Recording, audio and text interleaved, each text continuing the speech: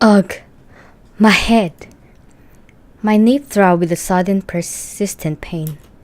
Dizziness came and went like a slow trickle of sweat. What? It was evening. The curtains were closed and the sound of blood thumping in my ears made a silent, malignant. I was in my house, yes, but I was disoriented. Something felt amiss. There was a certain creepiness that made the hairs on my arms prickle. I blinked at my surroundings. My glasses. Where are they? Did I bump into something or... Stay back, whatever you are. Even before I heard his voice, I had felt the presence of someone else in the room. It justified the awful feeling in my gut. Just don't move. Oh my god. There was a stranger in my house. He held a bat with his outstretched arms, maintaining the distance between us. Get back! I don't know what to do. I opened my mouth in several attempts to say something. Don't hurt me. Please leave. What do you want? In the end, I just stood there in dumb silence, stewing in my own nervous sweat. What is he even doing here?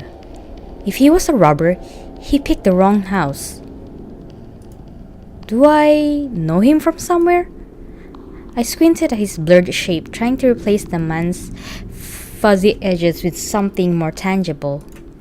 He looks... I stepped closer.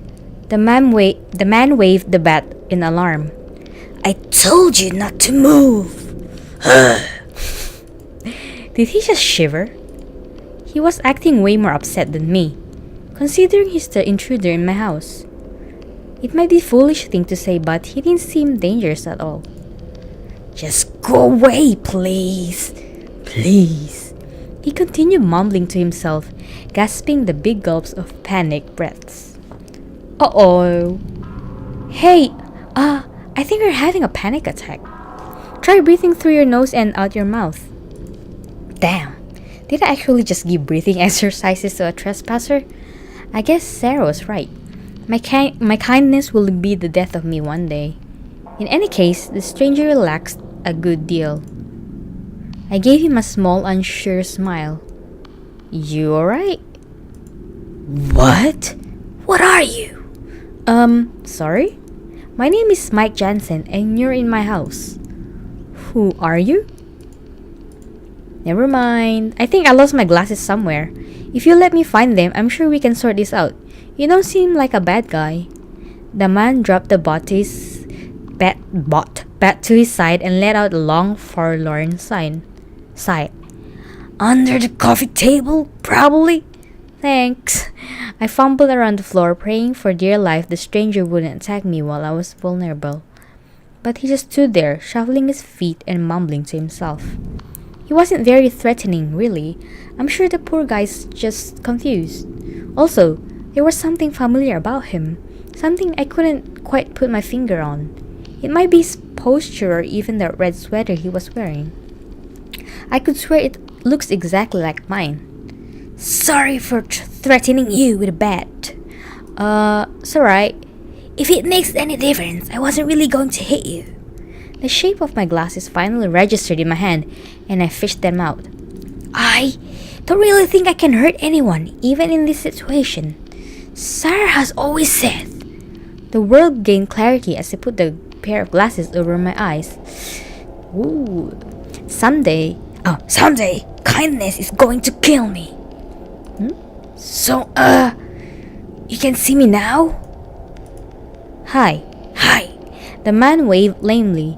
I stood there with my jaw agape, staring at him. He was me, existing as a separate being. He had my face, hair, my posture, my sweater. No wonder that sweater looked like mine. It was mine.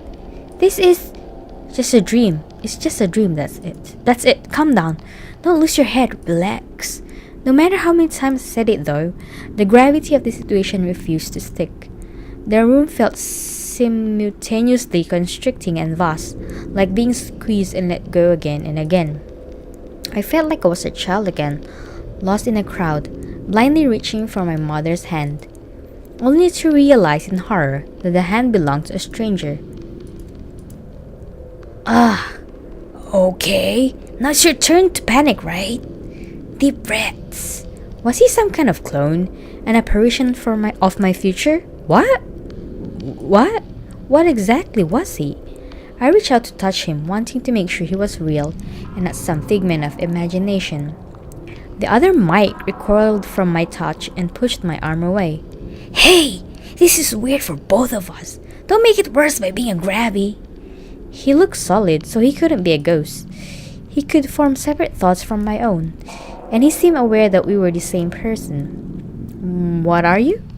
Why do you have my face? Excuse me? Your face? For your information, I was having a normal night in my house when you came barking in here. So why don't you tell me what you're doing in my living room? I opened my mouth to argue, but once I did, I realized I couldn't remember anything. My last bits of memory consist of bowl of chips and late night TV shows. Also, a pain at the back of my head. I can't remember. Aha! See? That's what all fakes say. Case closed. Fake? Excuse me. Oh my god, look at his face though. Excuse me? You're some sort of anomaly. It's the only explanation. I don't remember doing anything special recently. If you have my memories, I'm sure you agree. You, on the other hand, lost a chunk of time from yours. So you are either the cause of everything or simply an effect. Ergo, an anomaly. Right. Then, if you're going there, I might as well say you're lying about the state of your memories. Normality was disrupted with your presence. Hence, I lost the track of time. The probability that you are the cause and effect of my sudden amnesia is very high. Therefore, you're the fake. You can't prove that. Neither can you disprove it, since we will have the same argument and go around in circles. I see what you're getting at. It is quite interesting though, isn't it? Well, I guess. Well, sorta. After all, it's not every day you meet an exact replica of yourself. You make it sound like I'm the copy here. Well, aren't you? Don't start that thing again. This is such a pain in the ass. Don't I know it? What could have caused this? What kind of freak of nature would have sprouted another me? Sure, I should be flattered or something, but I'm hardly clonable specimen material. At the very least, he didn't seem dangerous. There was no animosity or aggression coming from him. I didn't feel any ill will towards him either. But it was strange how we had the same small scar on the chin, and even same pock marks from teenage acne. I touched my face on a sudden impulse. I'm still me, right? Just then, we heard a door softly opening from upstairs. Oh no, Sarah! Sarah? I knew Sarah heard that noise a while ago. Quick, find somewhere to hide. I'll try to distract Sarah while you crawl out the front door. What? Wait a minute. You're getting rid of me? No! I'm not, okay? We just can't risk having two mice in the house. You know that. Then why don't you leave? Are you kidding? You look like a train wreck. He was right. I was filthy. How did that happen? Look, well, we'll get it all sorted out tomorrow. Who knows, maybe your missing memories might either come back. But you're throwing me out of my house. I'm not throwing you out. This is just a temporary arrangement.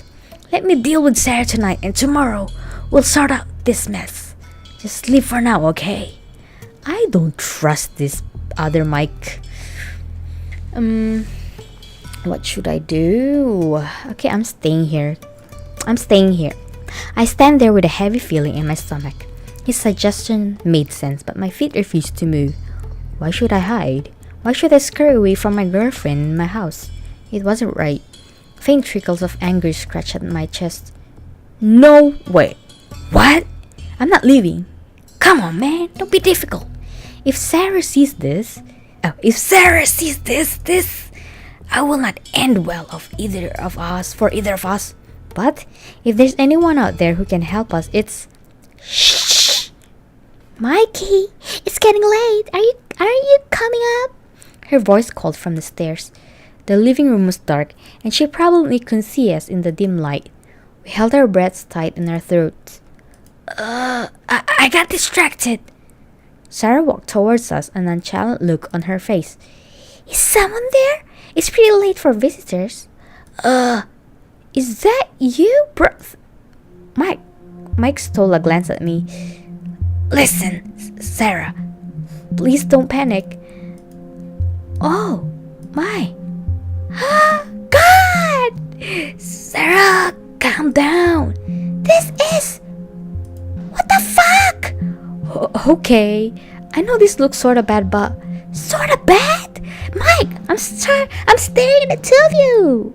I think we crossed the threshold of sorta bad a long time ago. This is a trick, isn't it? With some mirrors and shit. It's not a prank, Sarah. This is really happening. And we don't really know what to do. Stop talking. Watching both of you talk at the same time is giving me vertigo. Deep breaths. I think I need to lie down. Excuse me for a bit. Well, that went better than expected. If by that you mean my girlfriend is ready to pop a stress baby, then yeah, sure. I told you this was a bad idea.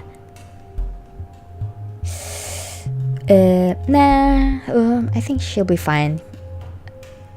Yeah, she'll be fine. She's a police officer. She's used to this kind of stressful situations, right? I don't think you know what you're talking about. Guess we better just deal with it. Mike and I stood in silence, waiting for Sarah to come back. She joined us a couple of minutes later, her face grim but composed. It gave me a feeling of normalcy during this bizarre situation. Alright, boys, I'm a lot calmer now. Now, first order of business. What the flying fuck? I have no idea. Start at the beginning then. Well, I heard a noise and I checked it out. I found somebody stumbling around the living room.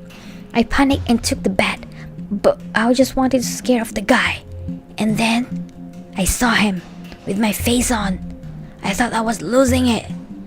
But he was making his way upstairs, so I had to confront him somehow. To be honest, I thought of grabbing a crucifix or something. Cute! I don't remember any of that. I just woke up here with an aching head. What's the last thing you do remember? Should tell the truth. I remember hearing a noise in the kitchen, but I thought it was nothing. I grabbed a beer from the fridge, then something hit me in the head. Next thing I know, I'm in the living room and this guy was waving a bat at my face. No way! He came in here dragging himself like a drunk and then he tripped on that stupid carpet. No, you hit me with a bat, thanks. You hit me in the head with a bat. I did not. I was too busy freaking out. And don't you blame your clumsiness on me. I already have plenty to spare. I should second that. I guess it's time for the joke to retire. So, I have a feeling there's another issue here though. Are you guys trying to outreel each other or what? Well, there can't be two Mike Jansons, can there? Maybe you could help us figure it out. Huh? Decide which one of you is real? Yeah? Like how exactly? Oh, I don't know. Ask some personal questions or whatever. Hey, yeah, why not? Maybe one of us will slip up. Right, because you want to treat this like a fucking trivia game. Look guys, I don't think that's gonna work. You can't just decide the realness of somebody in one night of 20 questions. We have to find another way. Like what? Blood sampling? DNA test? An exorcism? I don't fucking know. Just please, don't make me choose between the two of you. Sarah, we're aware this is unfair, but if there's one person who can help us, it's you. Mikey, you do know I love you, right? We've been together a long time. I know your bowel patterns and your unhealthy fanboy obsession with Jason Statham. Bowel patterns, oh my gosh. But I don't think literally anyone is cut out for this shit. Why don't we just call your mother? Oh, even your actions are the same. Impressive. Baby Bunny, please. Please help Papa Bunny out. Stop. Didn't I tell you that nickname is only between the two of us? Technically, it's still just me, so. Oh my god, this is so fucking creepy. One thing's for sure, we do have to fix this. It's just too damn weird. So, will you help us? Sarah sighed and shook her head. I don't think I get a say either way. It's at least worth a shot. Wait, after this is over, what are we going to do with the supposed imposter? Have you guys thought about that little gem? I'm sure we'll figure something out afterwards. Nope, the fake has to leave. Well, it doesn't have to be hard. The fake has to leave. Simple as that. It's only fair. And for that, we need a judge. Okay, whatever. Personal questions. It is anniversary? February 26, 2009. Yep. Oh, wait. I don't want to agree with Mike, so I'll say it confidently. February 27. Huh? Well, it was midnight. So technically, it was the 27th. Devil's in the details. Too easy. Brother's name? Miles Jordan Jensen. He hates it. Miles Jordan Jensen. And exactly why I call him that every chance I get. Right on! You guys are being very mature. Anyway, favorite animal? I'm starting to sound like the worst dating website in history. Dogs. Hell yeah. Yes, I love dogs. I adore dogs. I should remember to get one after this. The whole thing is over. Oh sure, as long as you remember to water the plants every day. Okay, that's it. I don't think this is working. Hey, wait. Let's take turns. What if he's just leeching off my answers? I resent that. Alright, here we go. Tell me a secret you haven't told me before. I should always tell the truth, okay? No matter what. But that's why it's a secret. I can't tell you. Honey, is it about my cooking? I don't know. Same question? Sarah, I love you, but the last lunar casserole you cooked sucked like balls. Now, well, it's not that bad. Hey, don't you wash your hands off this? You thought about it too.